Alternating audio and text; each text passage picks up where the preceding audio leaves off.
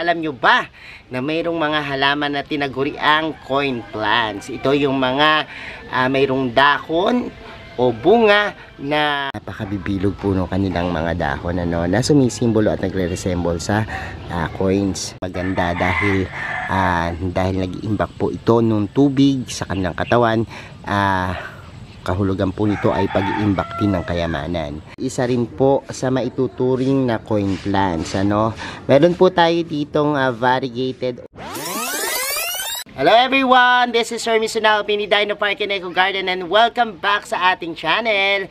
And for today's video, pag-uusapan natin? Maswerteng usapan na naman po tayo ngayon dahil alam nyo ba na mayroong mga halaman na tinaguriang coin plants? Ito yung mga mayroong dahon o bunga na hugis mga coins, at sinasabi nga na sila yung nag-a-attract ng kaperahan. At sa 2026 Year of the Fire Horse, meron po tayong 5 coin plants na talaga namang magbibigay sa inyo ng kayamanan at mag-aakit ng swerte, Ano-ano kaya yung mga halaman na yan? At malalaman nyo na sa ating pagbalik. Kaya ako ready na kayo mga ka-MDP. Tutok lang po.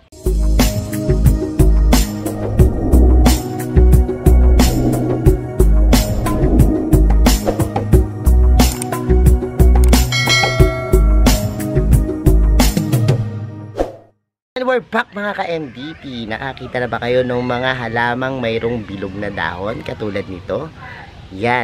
Yan po yung mga tinatawag na money coin plant, na sinasabing nag-a-attract ng mga kayamanan sa ating buhay. At bukod dyan, magaganda po yung kanilang mga itsura, at maganda talagang alagaan sa bahay dahil dun sa kanilang mga mabibilog na hugis. Sa feng shui po, sila po yung mga soft na dakon, yung mga walang kanto. Yan po yung nag-i-invite ng positive vibes. Tara, ikutin natin yung ating garden. Pakita ko sa inyo yung 5 halaman na bibida sa 2026 bilang money coin plant. Una sa ating listahan, ito pong Dischidia ovata, o kilala rin po sa tinaguriang watermelon Dischidia. Ito po ay napakaganda, kung titingnan nyo po, napakabibilog po ng kanilang mga dahon na sumisimbolo at nagre-resemble sa coins. Ito pong Dischidia, napakaganda dahil humahaba siya at yan, kung makikita nyo po, kumakapal siya na dumadami.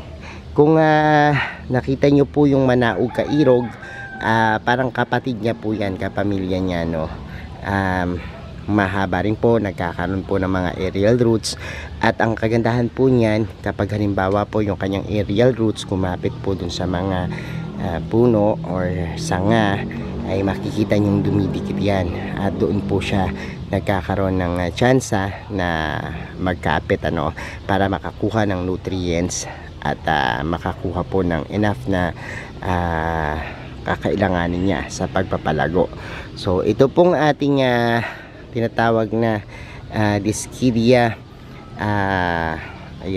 ovata ay mayroon pong napakagandang design sa kanyang dahon, mayroon pong mga guhit na puti, na talagang nagbibigay ng kakaibang disenyo sa kanyang mga dahon.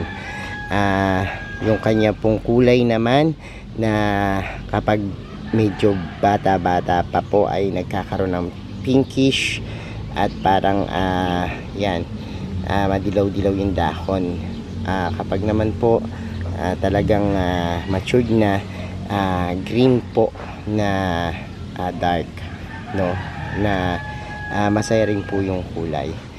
Pansinin nyo po ito, napakadali lang pong paramihin ito. Kapag halimbawa pong inyong ikakat lang sa internode, tanggalin yung mga dahon sa pinaka nodes niya at yun po ang ilubog, maari na po yang mabuhay, kung pwede rin po yung mga kinapitan niya, baklasin nyo lang po, o yun, pwede na po yan. Minsan po hindi na nito kailangan ng lupa para mabuhay, ano, bark of trees, yan po yung karaniwan na makikita nyo sa kanya. Yan siya kumakapit, no, sa mga puno. Ilagay nyo lang po yan, yung pinaka roots nya, itikip nyo lang po, kakapit na po yan, ano, madaling buhayin. Isa pa po, ito madali lang alagaan. Ayaw po nito ng sobrang mainit, no. Lagay nyo siya sa bright shaded na area, no. Ang habitat po nito usually sa mga natural niyang pinagkakapitan, pinagtitirahan yung mga kagubatan, ano. At yan po sa ilalim ng puno, yan po yung bagay na bagay niyang pabahan. Diyan po siya nagtatribe. So yan po, madali na tong alagaan. And sa tubig po, minsan kumukuha tayo, nakadepende ng tubig sa hangin. So yan po yung ating Dischidia obata, na isa sa mga money coin plant sa 2026. Sa pangalawa nating halaman, ito pong rubber tree. Usually po talagang makikita natin ang rubber tree na favorite na rin na house plants, ano. Before po kasi ito na maging at makilala, mauso na house plants, siya po ay normal na puno lamang, no, sa ating bakuran na pinanggagamot, no. Minsan po ginagamit ito pang tapal sa mga masasakit na parte ng katawan tulad ng rayuma, yan po, ng namamagang pilay, yan po. Pwede po yan, na nilalagyan lang langis, dinadarang sa apoy, no. Usually yan yung mga traditional na way na panggamot itong ating tinatawag na rubber tree. Pero bukod po dyan, nung pandemic, naging usong-uso na po siyang house plants. Pinagdi-display na at ginagawang magandang ornaments, ano. Minsan dinidisplay po sa loob ng bahay. Actually, ito naman po ay talagang panglabas. Kaya niyan tumagal sa direct sunlight as long as nakatanim po sa lupa, ano, or nakadirekta sa lupa. Kasi once na ito po inilagay nyo sa paso na tamang-tama lang yung pinaka lalagyanan at dinarang nyo, minsan nasusunog po yung dahon kapag over yung exposure niya sa sunlight, ano. Kasi po hindi nagbabalanse yung tubig tsaka yung sunlight, no. Pero pansinin nyo po, kapag ito ay nasa paso lang at nilagay nyo sa loob ng bahay, tapos bigyan nyo lang po ng maliwanag na lugar, kayang-kaya po mag-survive nitong ating mga tinatawag nating rubber tree or rubber plants, ano. So ito po, maraming mga pagpipilian kayong varieties, ano. Merong mga lemon lime, katulad po yan, no. Yung mga tineke, no. Yan, napakagaganda po ng mga kulay niyan. But for example po, itong mga ito, kapag i-display nyo, dapat din po na ilagay nyo po sa lugar na meron pong source ng light, no, para hindi mag-droop yung dahon niya. Kasi usual po yun yung nagiging problema natin, nag-droop yung dahon niya kapag walang sunlight, no. At pag nag-overwater naman po, kapag halimbawang nasa loob ng bahay, yan po yung madalas makakomit tayo ng root rot na tinatawag, no. Naging problema po yan ng mga rubber plant. Pero I suggest po na dapat ilabas-labas din po natin, or magkaroon kayo ng haling-hingang variety, no. Halimbawa po, kung isang variety, ipasok nyo muna sa loob ng bahay, ilabas nyo rin po after a week para naman po makarecover siya kung sakali pong nagkulangan siya sa sikat ng araw. Dahil sabi ko nga po, before pa man ang rubber tree ay outdoor plants na, no. Sa ngayon lang po ito ay nakilala bilang indoor dahil po dun sa pag-display sa kanya sa loob ng bahay, ano. So yan po yung ating rubber tree na isa rin po sa money coin plant ngayong 2026. Sa pangatlo nating halaman, ito naman pong Crassula obata o tinatawag na jade plant. Usually, ang mga jade plant talaga, laging kasama po yan sa masuswerteng halaman, ano. Bukod po dyan, tinagurian din pong coin plants dahil po dun sa kanyang round, no, na mga dahon. At sinasabi nga po na yung pagkakaroon po ng jade plant ay maganda dahil nag-iimbak po ito ng tubig sa kanilang katawan. Kahulugan po nito ay pag-iimbak din ng kayamanan. Ang jade plant po, kilalang kilala natin sa feng shui na nag-a-absorb ng magandang elemento para po sa maganda at balancing pagsasama sa bahay, Bukod po dyan, kapag halimbawa po na maganda yung pagsasama natin sa buhay, ay nakaka-attract po ito ng positive energy na siyang nagbibigay po ng kaginhawahan at kayamanan sa atin. Ito pong jade plant, napakadali naman pong alagaan, lalo na po kung halimbawa makakabisado nyo po yung tamang pag-aalaga sa kanya. Dahil nga po siya ay miyembro ng succulents, ayaw po nito ng sobrang daming tubig. Yun po yung reason kung bakit maraming namamatayan, dahil po sa ginagamit na lupa, Usually po kapag nagtatanim kayo at ginamitan nyo po ng lupa itong jade na buhaghag, yan po dapat mabilis dumaloy ang tubig pababa, dahil kapag naimbakan po yan ng tubig, maaari pong ang maging cause po nito ay fungus at yung kanyang pinaka roots ay mabulok at papataas po yan, ng papataas sa kanyang mga stem, at makikita nyo na magkakaroon po ng itim na mga dark dun sa kanyang mga pinaka stem, at yun po yung reason kung bakit yan nagkakaroon po ng pagkamatay yung inyong mga jade, overwatering ang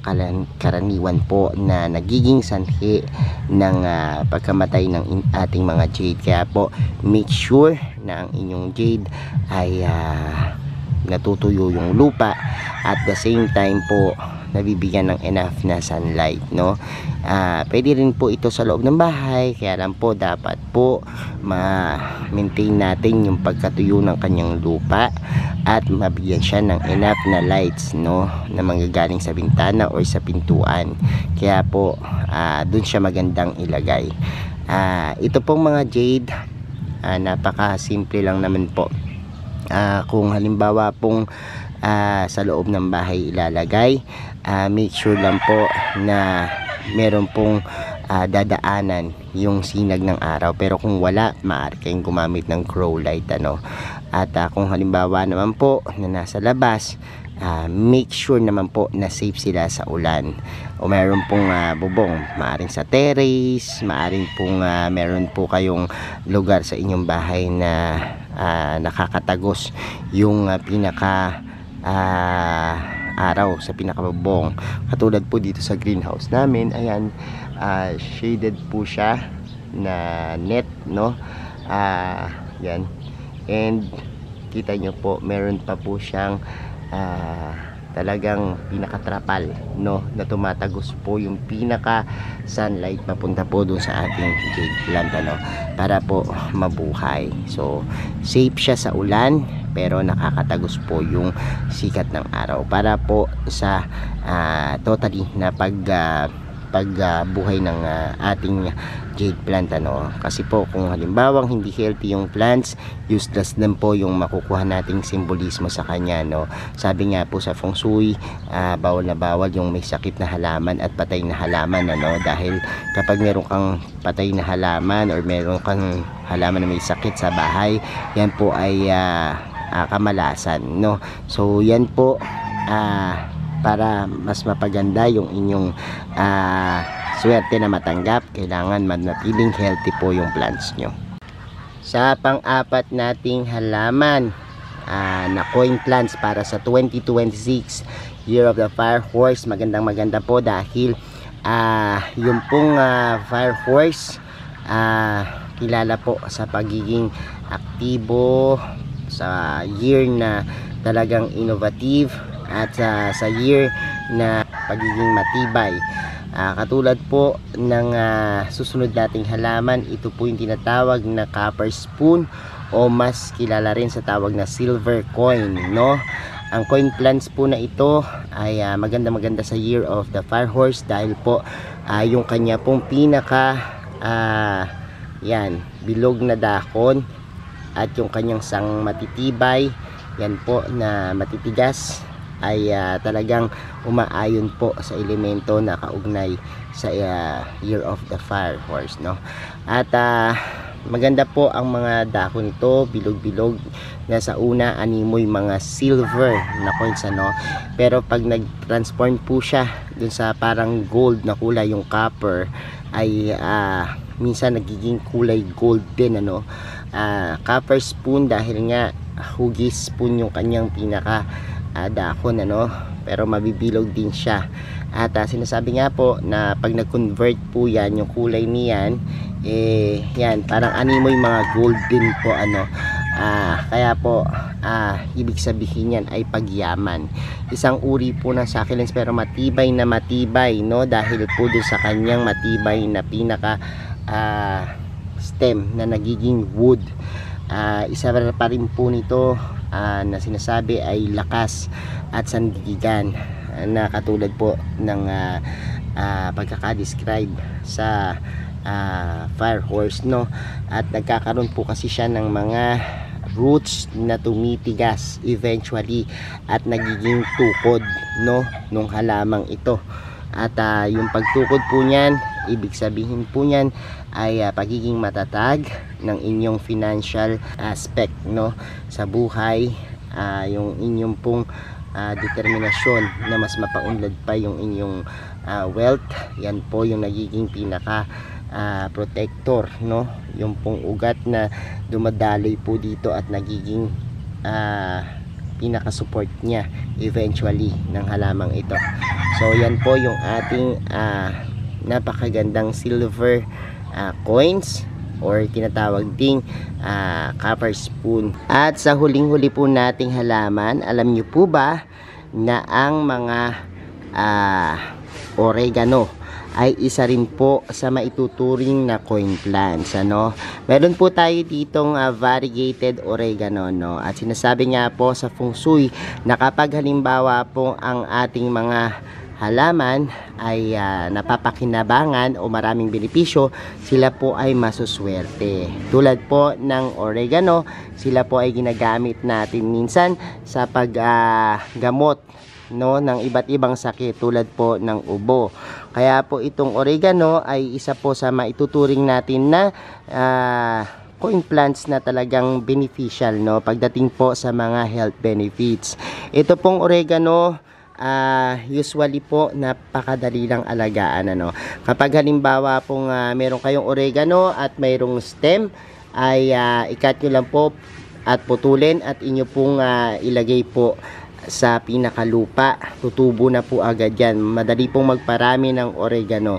At sabi ko nga po, maraming magagamit ang paggagamitan itong ating oregano. Maaari din po siyang maging pesticide, insecticide, no, sa mga tanim na gulay, sa mga tanim na ornamentals, pwede rin po yan. Maaari din po fertilizer.